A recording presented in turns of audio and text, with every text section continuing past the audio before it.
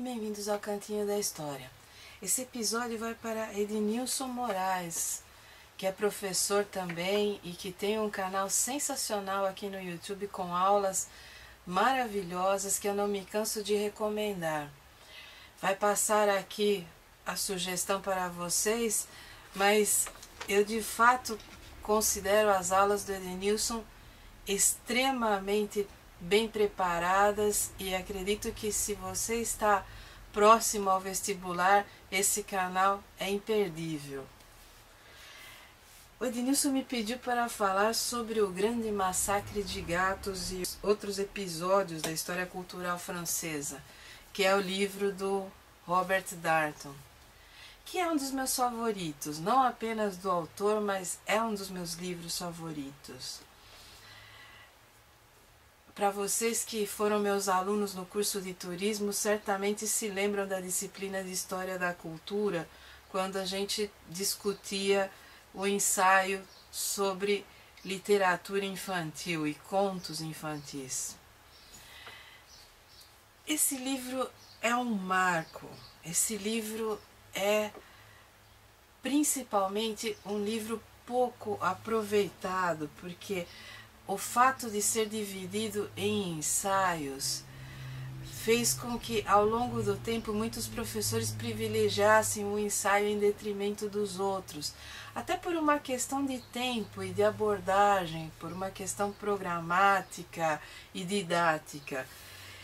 E fez com que outros ensaios no livro, que são igualmente sensacionais, não alcançassem a repercussão que os dois primeiros alcançaram. O ensaio sobre literatura infantil e o ensaio sobre o grande massacre de gatos são os mais conhecidos, mas o livro é dividido em vários episódios. Robert Darnton é um historiador de Princeton, que junto com Natalie Davis colocou a história da cultura no mapa da historiografia estadunidense. Se você tem dúvidas sobre História da Cultura como domínio, eu sugiro a leitura também do Peter Burke, o que é História Cultural. Esse é um livro indispensável para quem está definindo campos historiográficos. Mas o que é o grande massacre de gatos? Darnton pegou vários documentos de história francesa, mas não documentos conhecidos, não documentos sobre a grande história, como diriam aqueles historiadores mais antigos. Ele pegou pequenos episódios perdidos nos arquivos para tentar se aproximar do registro cultural dos franceses do século XVIII. No primeiro ensaio do livro, o Darnton pega todas aquelas histórias infantis que depois foram tiradas da oralidade e transformadas em texto, primeiro pelo Perrault, depois pelos irmãos Grimm, mas esse domínio dos contos de fada ou das histórias que depois se tornaram infantis, mas que no momento em que foram formuladas no registro cultural da oralidade, eram histórias de camponeses. E nesse ensaio, o Darnton procura fazer uma ponte entre história social e história cultural e mostrar que existem motivos para as histórias serem contadas do jeito que o foram. É um ensaio sensacional. Existem outros nesse livro que são igualmente importantes. Existe o burguês descrevendo a sua cidade com uma minúcia quase que beirando o toque, né? O transtorno obsessivo-compulsivo. É uma minúcia de detalhe, é uma tentativa de abarcar a cidade inteira numa narrativa factual que beira mesmo a obsessão. E o Darnton analisa os meandros desse texto. Depois existe o texto sobre os filósofos e a árvore do conhecimento, que descreve a enciclopédia francesa, que é imperdível também. Existe o texto sobre o policial que espiona, existe o outro sobre os diálogos epistolares de Rousseau com seu público. São maneiras de aproximação dessa sociedade e dessa cultura do século XVIII. O ensaio que dá nome ao livro é O Grande Massacre de Gatos. E é exatamente isso. É a narrativa de um tipógrafo sobre seus tempos de aprendiz e a vida dura dos aprendizes nas tipografias francesas, e o momento em que eles voltaram todo o seu ressentimento social, toda a sua hostilidade em relação ao burguês, dono da gráfica, contra os gatos da vizinhança, os gatos da rua e os gatos do próprio burguês, de uma maneira velada, mas ao mesmo tempo ostensiva. Darton pega essa narrativa, que é uma narrativa ficcionalizada de memórias tão ao gosto do século XVIII, e analisa nos mínimos detalhes o que significa esse momento em que os dois aprendizes de tipografia meio que convenceram os outros funcionários da gráfica, com toda aquela hierarquia herdeira das guildas medievais, todas aquelas diferenças entre o mestre, os contramestres e os aprendizes, os tipógrafos propriamente ditos. Os dois aprendizes convenceram esses outros funcionários a pegar e matar os gatos. Mas não bastou isso. Eles se valeram de um artifício para convencer o dono da gráfica também. E a partir daí foi uma orgia de violência medonha. Os gatos foram perseguidos por toda a rua, pelos telhados, pelas águas furtadas e mortos com requintes de perversidade. Existe nessa narrativa um estranhamento, e o Darton deixa isso muito claro.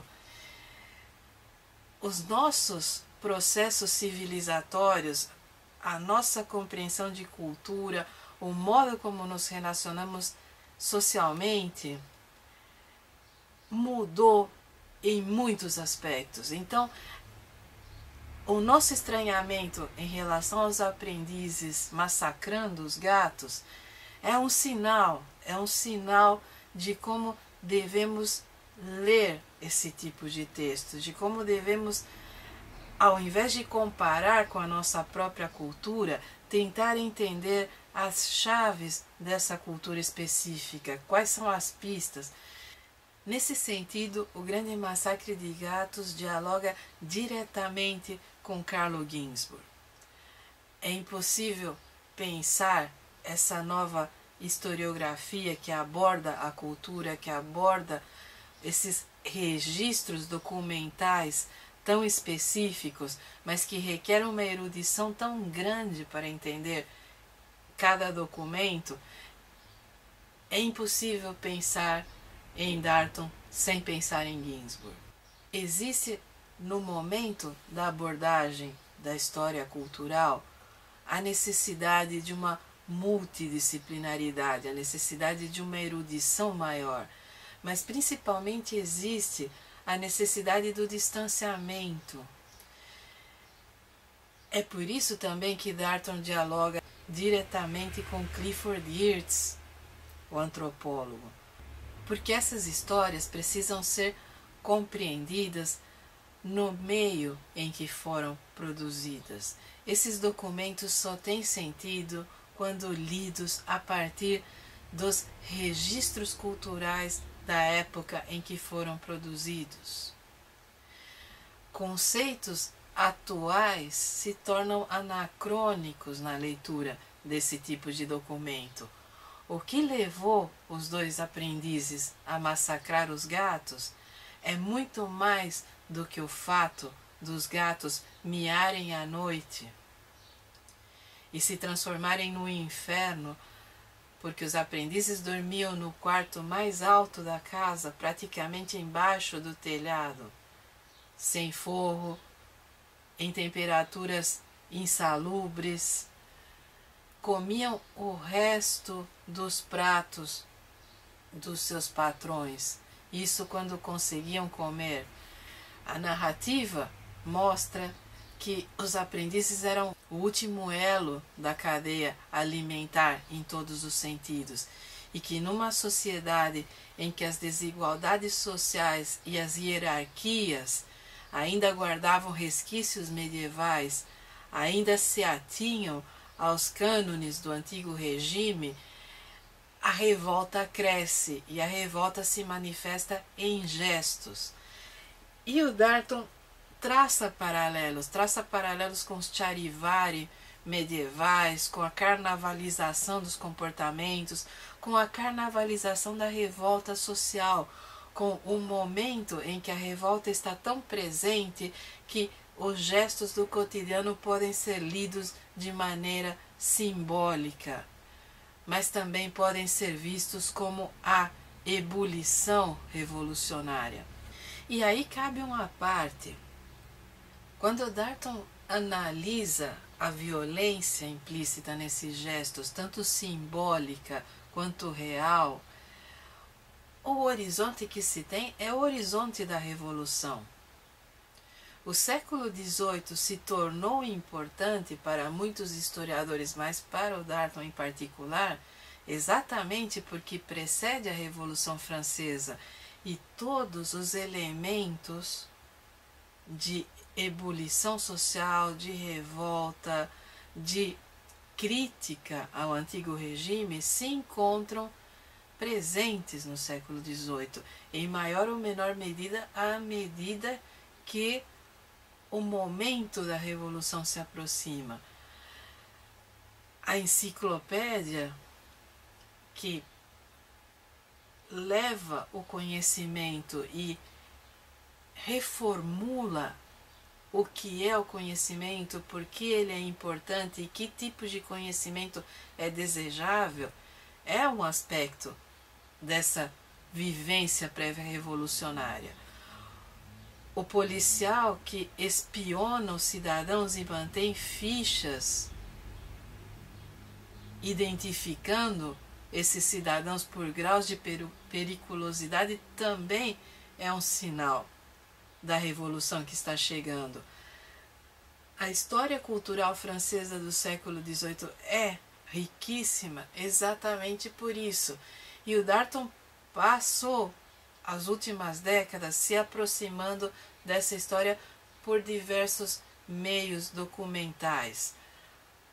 Os jornais, a subliteratura, a produção documental como um todo, a produção documental que está nos arquivos policiais e a produção documental que está nos arquivos culturais. Ao analisar esse tipo de documento, o Darton procura pontes entre a história social e a história cultural, procura estabelecer a importância da cultura, a importância de saber como essas sociedades se constituíam e quais eram as tensões entre os diversos setores que as compunham. Esse é um livro indispensável. Eu considero que se você terminou sua graduação em História e jamais leu O Grande Massacre de Gatos, você precisa repensar suas prioridades. Você precisa entender um pouco mais sobre a importância dos diferentes registros culturais. Eu espero que essa dimensão rápida do livro tenha atendido às expectativas do Ednilson, mas também considero que sobre esse livro há muito a se falar e esse aqui não seria um espaço suficiente. A minha sugestão, quando você pega um livro dividido em ensaios, é: não pense neles apenas de maneira independente. A chave para ler um livro dividido em ensaios autônomos é entender por que o autor efetuou essa divisão. Muito cuidado ao pensar que existe uma hierarquia nesse tipo de livro, que alguns ensaios são mais importantes que outros. Muitas vezes o modo como os ensaios foram organizados obedece à tentativa do autor de ir traçando o panorama e se aprofundando a partir de cada visão oferecida. Então é necessário ler o livro do início ao fim para entender qual é a proposta do autor. Darton parte dos contos de fadas para chegar ao diálogo que Rousseau estabelece com seus leitores. Ele parte de um episódio de cultura popular, de um episódio em que a narrativa oralizada é tomada dos camponeses e transformada em livro por Perrault e pelos irmãos Grimm, e passa a ser lida em outro registro cultural, perdendo assim uma parte da sua identidade, e vai perpassando essa sociedade francesa em todos os seus mecanismos de controle, desde o controle do trabalho, ao controle policial, ao controle do espaço da cidade, e como os diferentes grupos sociais percebem essa sociedade, até chegar no Rousseau, que é, por definição, um dos porta-vozes desse discurso revolucionário, desse discurso iluminista, que Rousseau é uma das figuras emblemáticas do século XVIII. E como é que Rousseau se relaciona com seus leitores, como é que Rousseau dialoga epistolarmente, como é que as cartas entre Rousseau e seus leitores podem mostrar a dinamização cultural dessa sociedade. A sociedade francesa do século XVIII é uma sociedade em que o livro impresso adquiriu uma importância radical. O livro, o panfleto se transformaram no espaço dos discursos, no espaço das críticas. Uma grande parcela dessa literatura foi censurada, perseguida e se tornou um caso de polícia para o antigo regime, e isso não foi à toa. Ao longo de várias décadas, Darton se aproximou dessa subliteratura de todas as maneiras possíveis, e essa obra, esse livro, O Grande Massacre de Gatos, é um dos meios que ele utilizou. Procure os outros também, você não vai se arrepender. E vocês já sabem, eu estou lá no Facebook, na página Cantinho da História, ou no meu blog, que vai passar por aqui. Deixe lá seus comentários, sugestões, críticas, e se você tiver alguma pergunta específica, mande também, que eu respondo ou por lá ou aqui na forma de vídeo. Eu demoro, mas respondo.